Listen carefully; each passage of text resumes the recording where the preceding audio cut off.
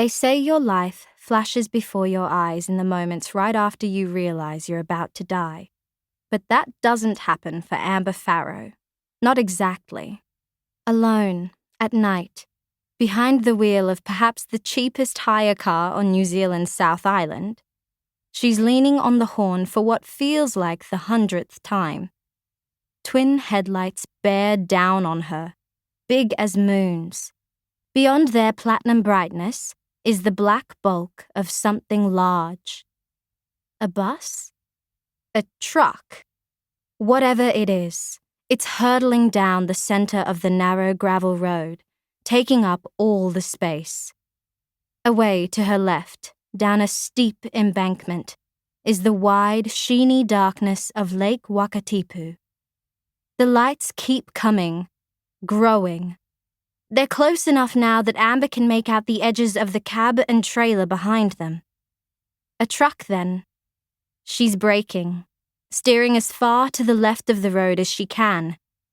The hire car's puny tires slip and slew on the gravel of the road shoulder.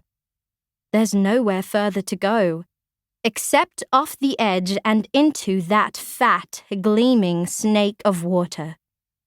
She brakes harder still, and the jolt sends her hiking pack flying. She feels the weight of it slam into the back of her seat. It's stuffed with pretty much everything she owns. Tent, sleeping bag, sleeping mat, compass, first aid kit, warm coat, spare clothes, a second pair of shoes, important documents, the things needed to cook and eat a simple meal. When she'd packed it tight with 6 days' supply of food, she'd been thinking the pack would accompany her on the Rees Dart track, not sink to the bottom of Lake Wakatipu, or be crushed by the weight of a speeding truck. Which would be better, Amber wonders, to be hit or drown? Whatever she chooses, this is it. The end. Her end. A moment ago, she was panicking. But now, it's as if she's gone beyond terror into something else entirely. A crystal plane of thought, cold and clear, in which she waits for her brain to press play on the highlights reel from her 30 years on Earth. She wonders what it will be like to watch her life flash before her eyes. Like a slideshow, she imagines, with fade-ins and sparkle effects and starbursts. Will the visions be organized chronologically, or will they come in order of importance?